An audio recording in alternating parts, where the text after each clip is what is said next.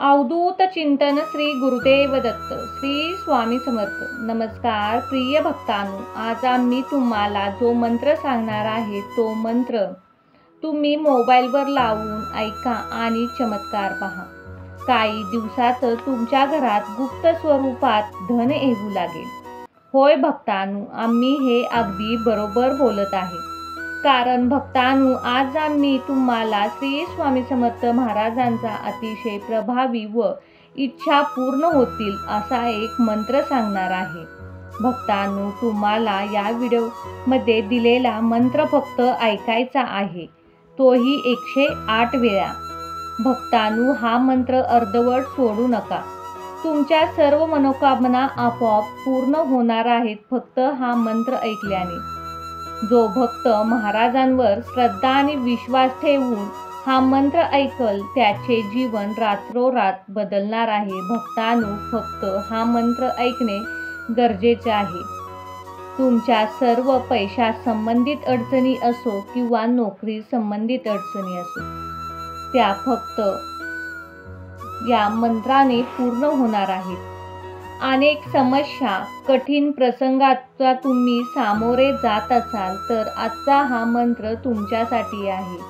कारण आज आम्ही स्वामी महाराजांचा असा एक मंत्र सांगणार आहे। हा मंत्र फक्त खऱ्या मनाने व श्रद्धेने ऐकल्याने सर्व समस्या दूर होतील। भक्तांनो, आपल्या जीवनात येणाऱ्या अडचणी, बाधा, आर्थिक संकटे, ताणतणाव या समस्या दूर करण्यासाठी स्वामी सदैव आपल्या पाठीशी असतात।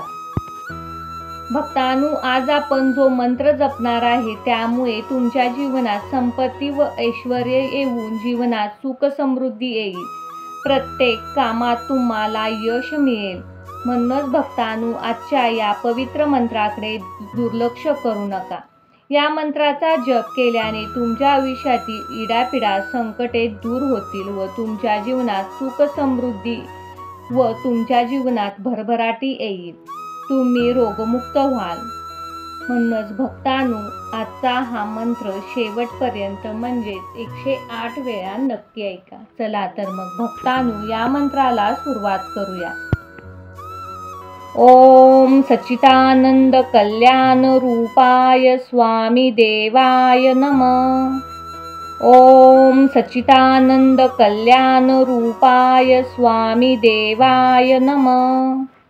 ओम सच्चिदानंद कल्याण रूपाय स्वामी देवाय नमः।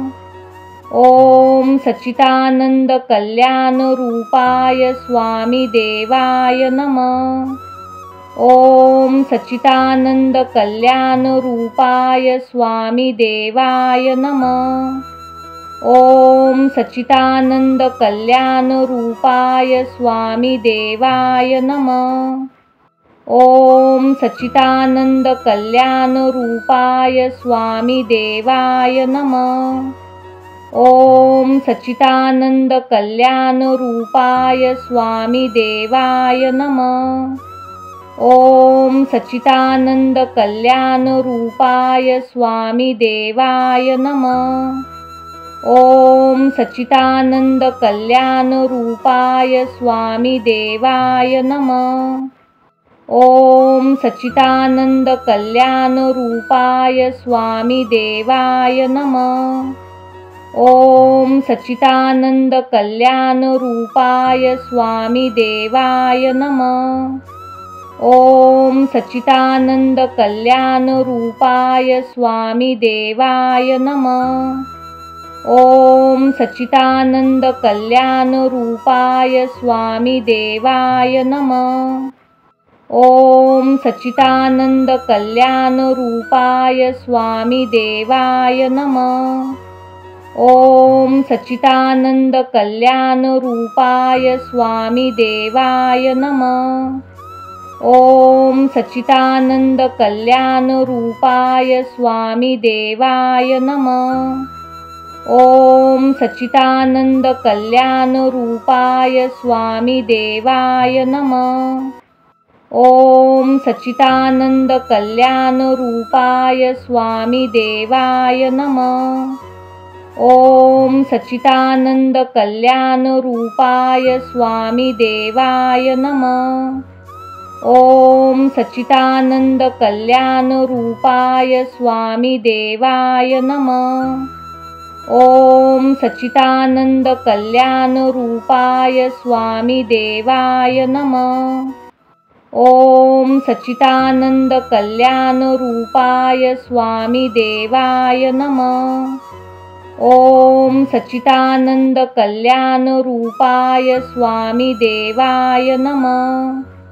ओम सच्चिदानंद कल्याण रूपाय स्वामी देवाय नमः।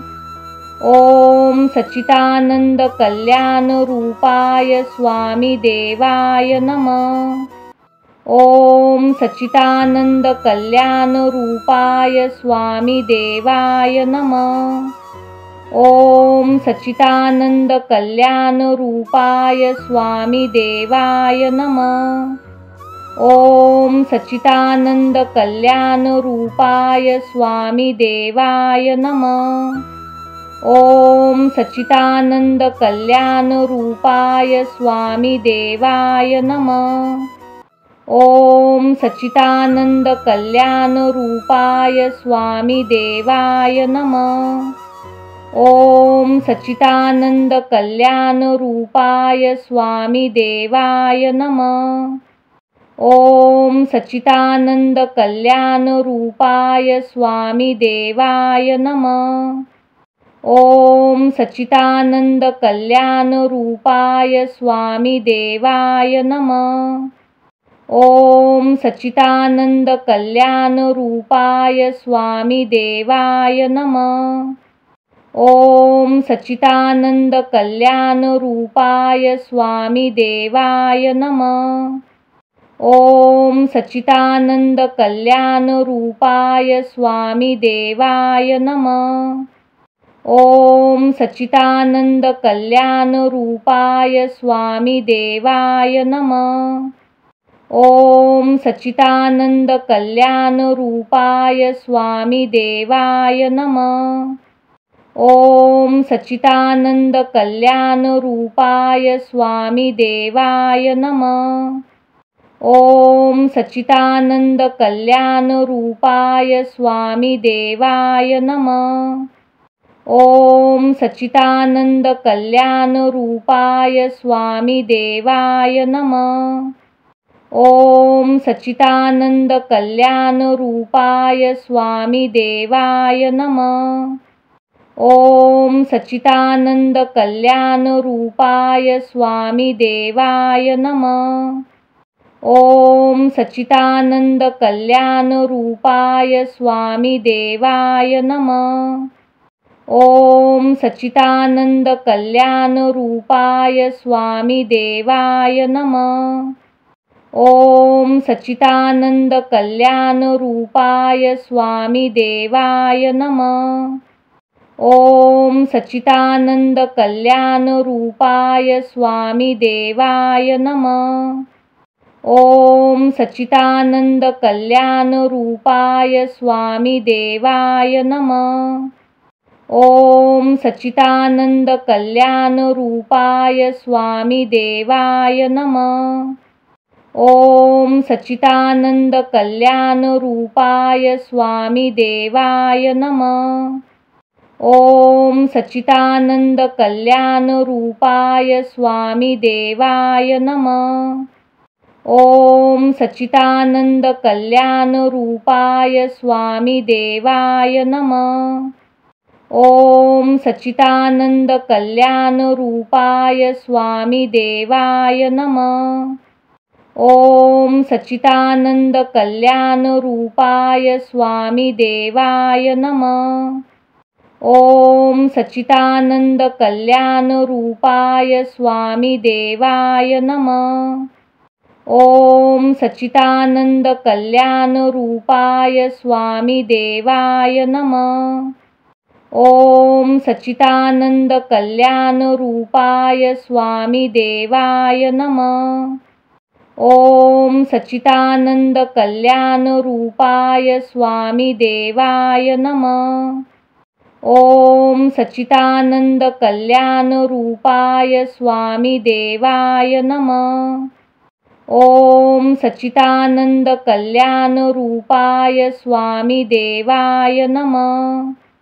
ओम सच्चिदानंद कल्याण रूपाय स्वामी देवाय नमः। ओम सच्चिदानंद कल्याण रूपाय स्वामी देवाय नमः। ओम सच्चिदानंद कल्याण रूपाय स्वामी देवाय नमः।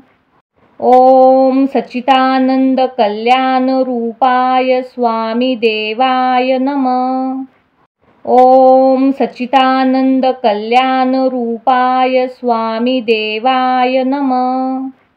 ओम सच्चिदानंद कल्याण रूपाय स्वामी देवाय नमः। ओम सच्चिदानंद कल्याण रूपाय स्वामी देवाय नमः। ओम सच्चिदानंद कल्याण रूपाय स्वामी देवाय नमः। ओम सच्चिदानंद कल्याण रूपाय स्वामी देवाय नमः।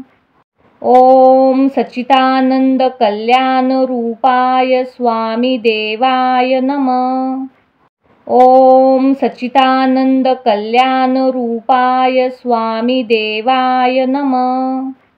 ओम सच्चिदानंद कल्याण रूपाय स्वामी देवाय नमः। ओम सच्चिदानंद कल्याण रूपाय स्वामी देवाय नमः। ओम सच्चिदानंद कल्याण रूपाय स्वामी देवाय नमः। ओम सच्चिदानंद कल्याण रूपाय स्वामी देवाय नमः। ओम सच्चिदानंद कल्याण रूपाय स्वामी देवाय नमः। ओम सच्चिदानंद कल्याण रूपाय स्वामी देवाय नमः। ओम सच्चिदानंद कल्याण रूपाय स्वामी देवाय नमः। ओम सच्चिदानंद कल्याण रूपाय स्वामी देवाय नमः।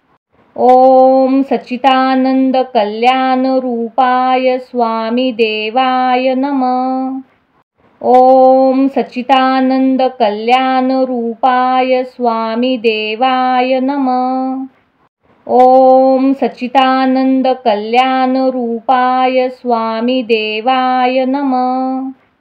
ओम सच्चिदानंद कल्याण रूपाय स्वामी देवाय नमः। ओम सच्चिदानंद कल्याण रूपाय स्वामी देवाय नमः। ओम सच्चिदानंद कल्याण रूपाय स्वामी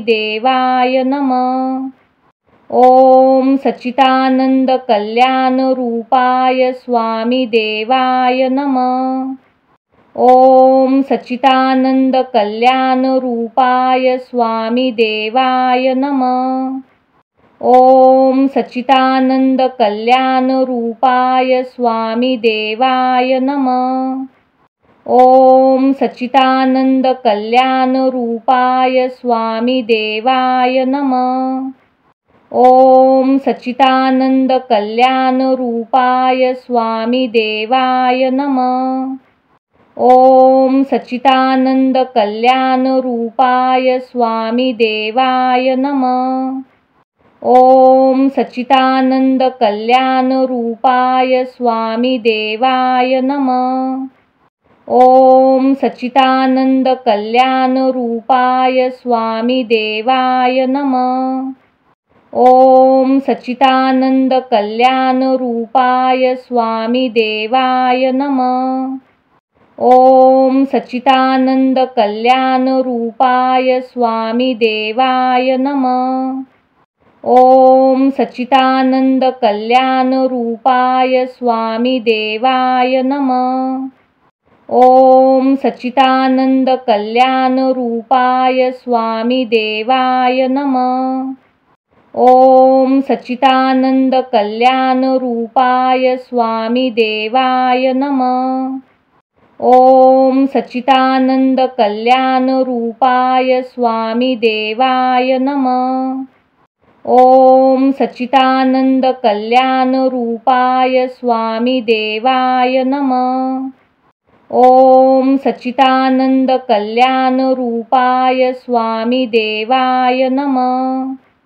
ओम सच्चिदानंद कल्याण रूपाय स्वामी देवाय नमः। ओम सच्चिदानंद कल्याण रूपाय स्वामी देवाय नमः। ओम सच्चिदानंद कल्याण रूपाय स्वामी देवाय नमः। ओम सच्चिदानंद कल्याण रूपाय स्वामी देवाय नमः। ओम सच्चिदानंद कल्याण रूपाय स्वामी देवाय नमः। ओम सच्चिदानंद कल्याण रूपाय स्वामी देवाय नमः। ओम सच्चिदानंद कल्याण रूपाय स्वामी देवाय नमः। ओम सच्चिदानंद कल्याण रूपाय स्वामी देवाय नमः। ओम सच्चिदानंद कल्याण रूपाय स्वामी देवाय नमः। ओम सच्चिदानंद कल्याण रूपाय स्वामी देवाय नमः। ओम सच्चिदानंद कल्याण रूपाय स्वामी देवाय नमः। ओम सच्चिदानंद कल्याण रूपाय स्वामी देवाय नमः। ओम सच्चिदानंद कल्याण रूपाय स्वामी देवाय नमः। ओम सच्चिदानंद कल्याण रूपाय स्वामी देवाय नमः। ओम सच्चिदानंद कल्याण रूपाय स्वामी देवाय नमः। ओम सच्चिदानंद कल्याण रूपाय स्वामी देवाय नमः। ओम सच्चिदानंद कल्याण रूपाय स्वामी देवाय नमः। ओम सच्चिदानंद कल्याण रूपाय स्वामी देवाय नमः। ओम सच्चिदानंद कल्याण रूपाय स्वामी देवाय नमः। ओम सच्चिदानंद कल्याण रूपाय स्वामी देवाय नमः। ओम सच्चिदानंद कल्याण रूपाय स्वामी देवाय नमः। ओम सच्चिदानंद कल्याण रूपाय स्वामी देवाय नमः। ओम सच्चिदानंद कल्याण रूपाय स्वामी देवाय नमः। ओम सच्चिदानंद कल्याण रूपाय स्वामी देवाय नमः। ओम सच्चिदानंद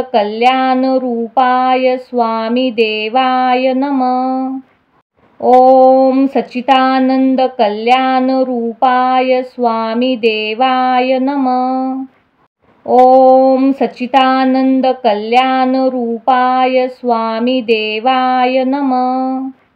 ओम सच्चिदानंद कल्याण रूपाय स्वामी देवाय नमः। ओम सच्चिदानंद कल्याण रूपाय स्वामी देवाय नमः। ओम सच्चिदानंद कल्याण रूपाय स्वामी देवाय नमः।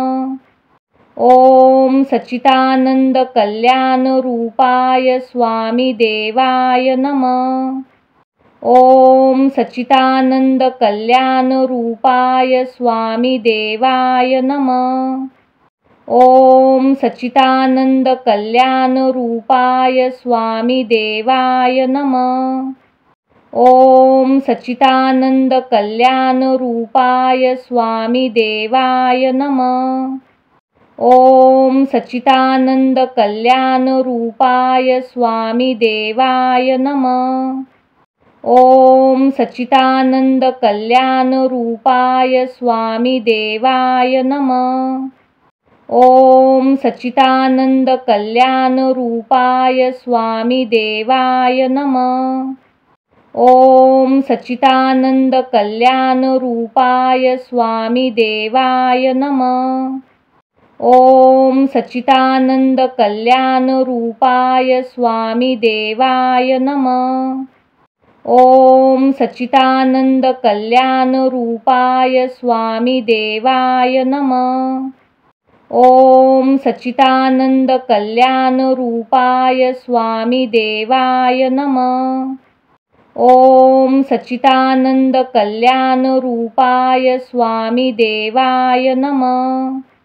ओम सच्चिदानंद कल्याण रूपाय स्वामी देवाय नमः। ओम सच्चिदानंद कल्याण रूपाय स्वामी देवाय नमः। ओम सच्चिदानंद कल्याण रूपाय स्वामी देवाय नमः। ओम सच्चिदानंद कल्याण रूपाय स्वामी देवाय नमः। ओम सच्चिदानंद कल्याण रूपाय स्वामी देवाय नमः। ओम सच्चिदानंद कल्याण रूपाय स्वामी देवाय नमः। ओम सच्चिदानंद कल्याण रूपाय स्वामी देवाय नमः। ओम सच्चिदानंद कल्याण रूपाय स्वामी देवाय नमः। ओम सच्चिदानंद कल्याण रूपाय स्वामी देवाय नमः।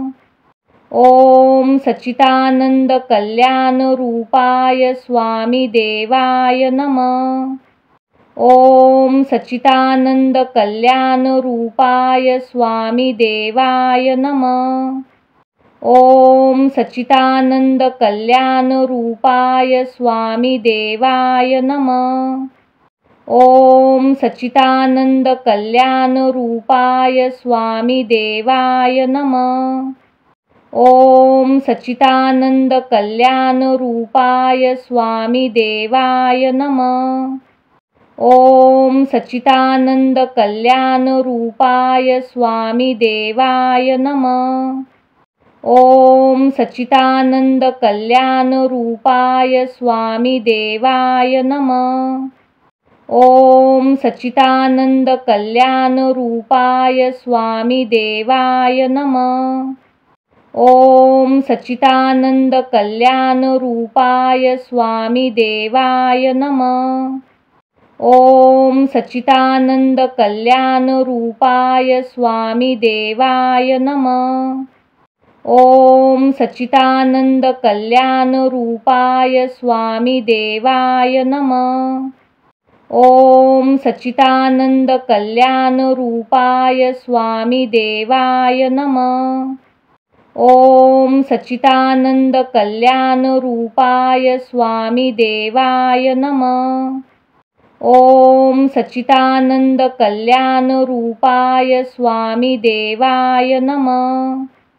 ओम सच्चिदानंद कल्याण रूपाय स्वामी देवाय नमः। ओम सच्चिदानंद कल्याण रूपाय स्वामी देवाय नमः। ओम सच्चिदानंद कल्याण रूपाय स्वामी देवाय नमः।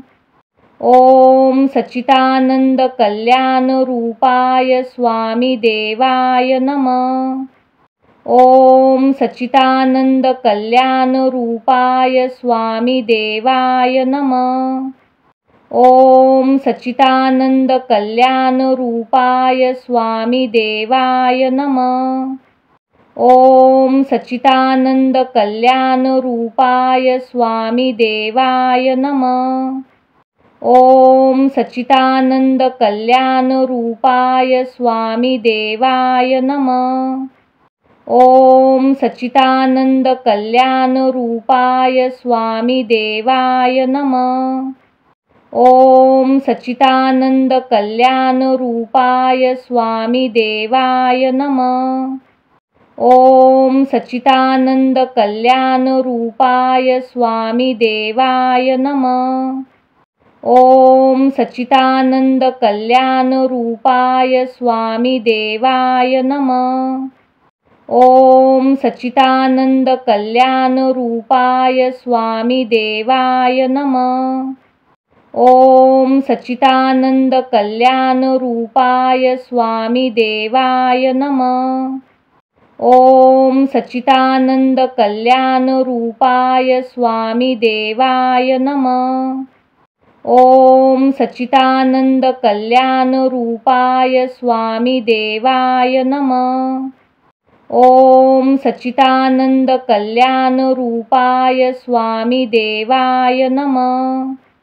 ओम सच्चिदानंद कल्याण रूपाय स्वामी देवाय नमः। ओम सच्चिदानंद कल्याण रूपाय स्वामी देवाय नमः। ओम सच्चिदानंद कल्याण रूपाय स्वामी देवाय नमः। ओम सच्चिदानंद कल्याण रूपाय स्वामी देवाय नमः। ओम सच्चिदानंद कल्याण रूपाय स्वामी देवाय नमः। ओम सच्चिदानंद कल्याण रूपाय स्वामी देवाय नमः। ओम सच्चिदानंद कल्याण रूपाय स्वामी देवाय नमः। ओम सच्चिदानंद कल्याण रूपाय स्वामी देवाय नमः। ओम सच्चिदानंद कल्याण रूपाय स्वामी देवाय नमः।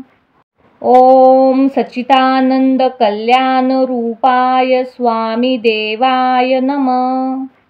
ओम सच्चिदानंद कल्याण रूपाय स्वामी देवाय नमः। ओम सच्चिदानंद कल्याण रूपाय स्वामी देवाय नमः।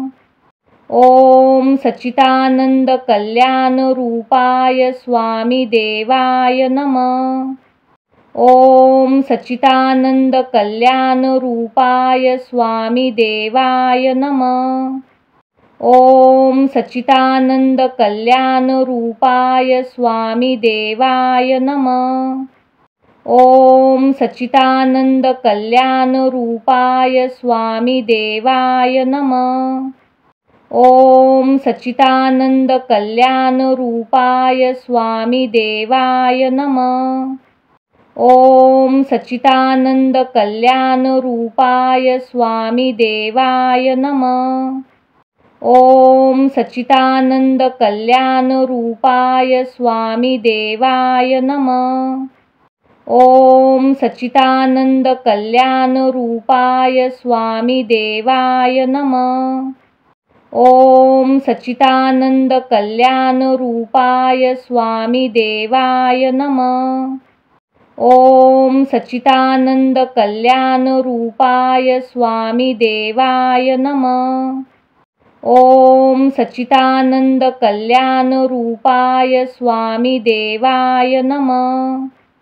ओम सच्चिदानंद कल्याण रूपाय स्वामी देवाय नमः। ओम सच्चिदानंद कल्याण रूपाय स्वामी देवाय नमः। ओम सच्चिदानंद कल्याण रूपाय स्वामी देवाय नमः। ओम सच्चिदानंद कल्याण रूपाय स्वामी देवाय नमः। ओम सच्चिदानंद कल्याण रूपाय स्वामी देवाय नमः। ओम सच्चिदानंद कल्याण रूपाय स्वामी देवाय नमः। ओम सच्चिदानंद कल्याण रूपाय स्वामी देवाय नमः। ओम सच्चिदानंद कल्याण रूपाय स्वामी देवाय नमः। ओम सच्चिदानंद कल्याण रूपाय स्वामी देवाय नमः। ओम सच्चिदानंद कल्याण रूपाय स्वामी देवाय नमः। ओम सच्चिदानंद कल्याण रूपाय स्वामी देवाय नमः। ओम सच्चिदानंद कल्याण रूपाय स्वामी देवाय नमः।